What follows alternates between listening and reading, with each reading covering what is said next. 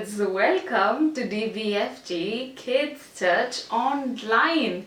Now, who would have thought that we would meet like this? Now, what's that one thing that you've been hearing every single day? Shall I tell? I've been hearing about coronavirus. Of course, it's been keeping you away from your school, it's been keeping you away from your activities that you do, and it's been keeping us away from church, like meeting in the church. But let's not stop that from meeting us virtually. So welcome to our first church program online. Now I want you to go and tell your mama and papa that you have to go to DBFG Kids on Facebook, and you have to come, you have to like, you have to follow, so that you can be updated about all the videos and you can be a part of this group that we are making, so that you can post in some things that as it comes about, and we will keep updating you about the different fun activities that are coming ahead. And when I'm talking about coming ahead, what is coming ahead? Actually, there's a fun season of Easter that's coming ahead. Yes, you heard me, it's Easter. So we're going to continue with a very special story from the lesson that we've been doing of the Jesus Storybook Bible. And I have a very special friend who's going to introduce us with this story. But before we go there, I want to tell you that you have to listen to the story very carefully, because I want you guys to illustrate the story that we are about to share through doodle or through some kind of drawing, some kind of art, some kind of music, any creative artistic way that you want to come ahead with. Make a small video or send us a picture or send us whatever that you do in this group, and send us so that we can kind of compile it and see what beautiful things we have learned through the story of Jesus's from the story of the Last Supper. The Last Supper is a time when Jesus and his friends have this special meal, and when you often wonder what are these big people doing when they're having this juice and this bread in church, well, you're about to hear that story all the way from this Last Supper through ascension. Well, that's just a fancy word for meaning to rise up towards heaven. That's what Jesus did. He rose up towards heaven. We'll get there, but not so soon. Today we are going to do a very special story, and it's the story about the Last Supper. And if you wonder what's that about, let's listen. But I won't be the only one telling you that story. It's going to be with the help of my friend Tesla. Say hello to Tesla, everybody. Tesla, say hello to my friends out there. Hello. You must talk to them. I think she wants a solo screen time. So we'll see you there. Okay, Tesla, I'm out. You're in. See you guys. Hi kids, I'm Tesla. Now I have a riddle for you. When things go wrong, what can you count on? Give up? Your fingers! Now, is that why you wanted your own screen time, Tesla? Yeah. Can we get to the lesson, please? Okay, go on. The Servant King.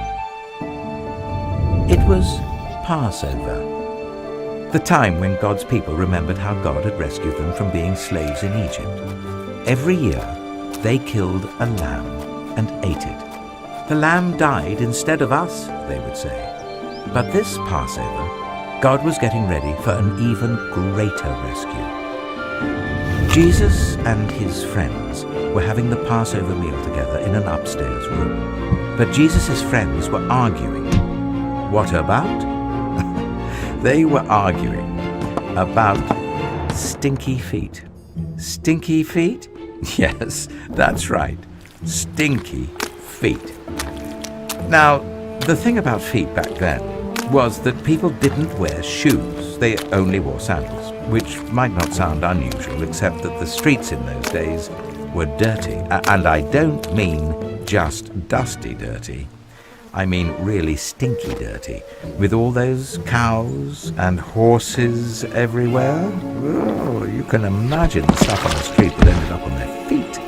So anyway, someone had to wash away the dirt, but it was a dreadful job. Who on earth would ever dream of volunteering to do it?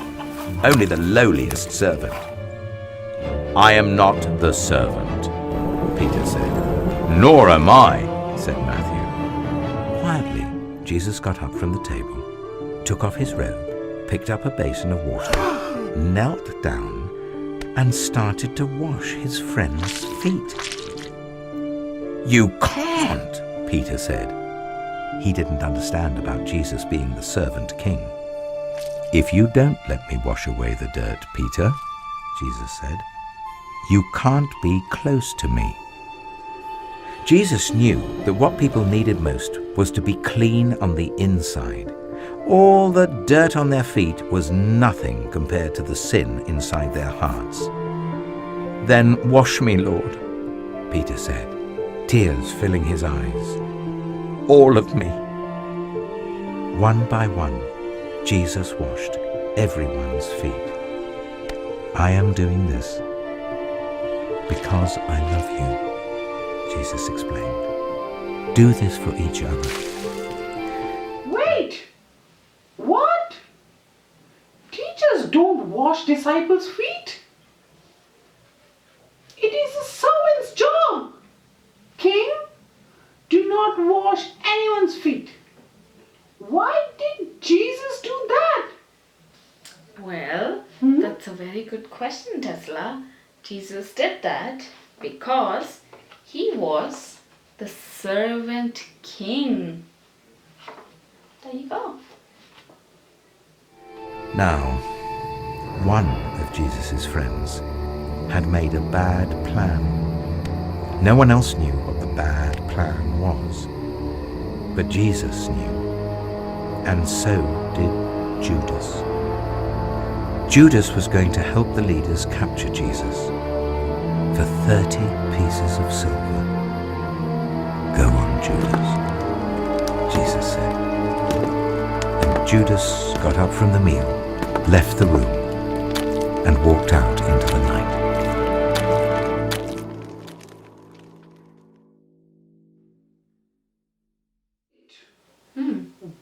What was his name? Judas?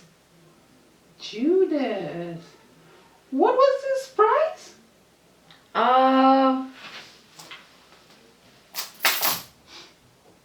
30 pieces of silver. That's about it.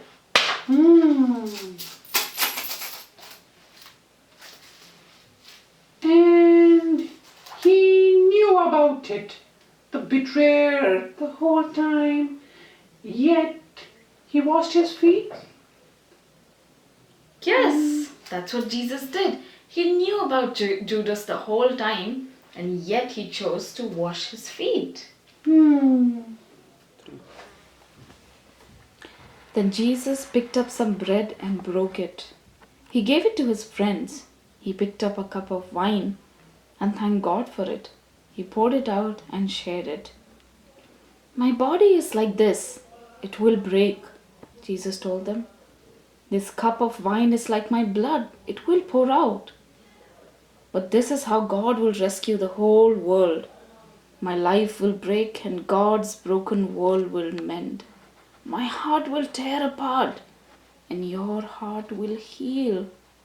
Just as the Passover lamb died, so now I will die instead of you. My blood will wash away all of your sins and you will be clean on the inside, in your hearts. So whenever you eat and drink, remember, I've rescued you. Jesus knew it was nearly time for him to leave the world and go back to God. I won't be with you long, he said. You're going to be very sad. But God's helper will come, and then you'll be filled up with a forever happiness that won't ever leave. So don't be afraid. You're my friends, and I love you. Then they sang their favorite song, and he walked up to their favorite place, an olive garden.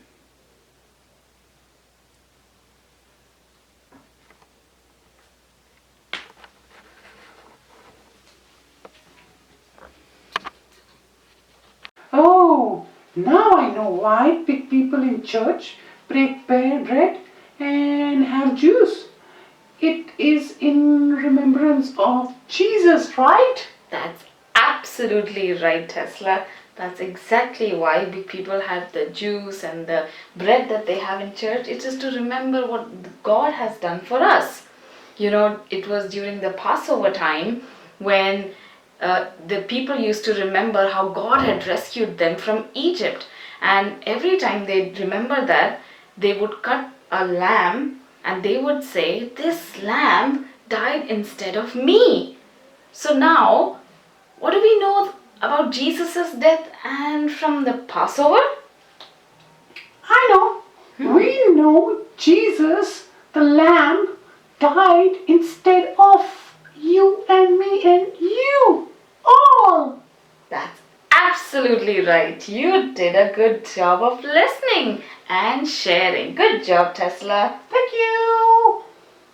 And that was our special story about the Last Supper today. Now you have to do a special memory verse from Romans 8:28. Let's see how to do with it actions. Bye-bye. Bye.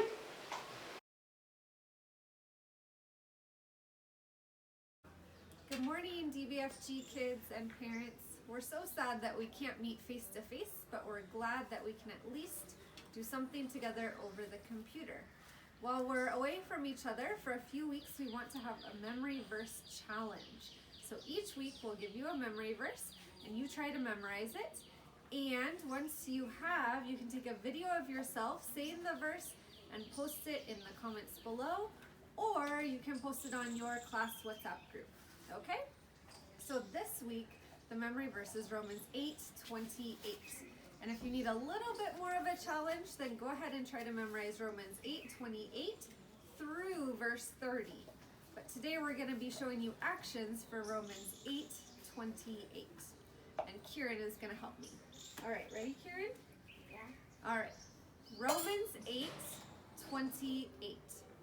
And we know that in all things, God works for the good of those who love him, who are called according to his purpose. Romans 8:28. All right, we can't wait to see your videos of you saying it as well. No. Bye.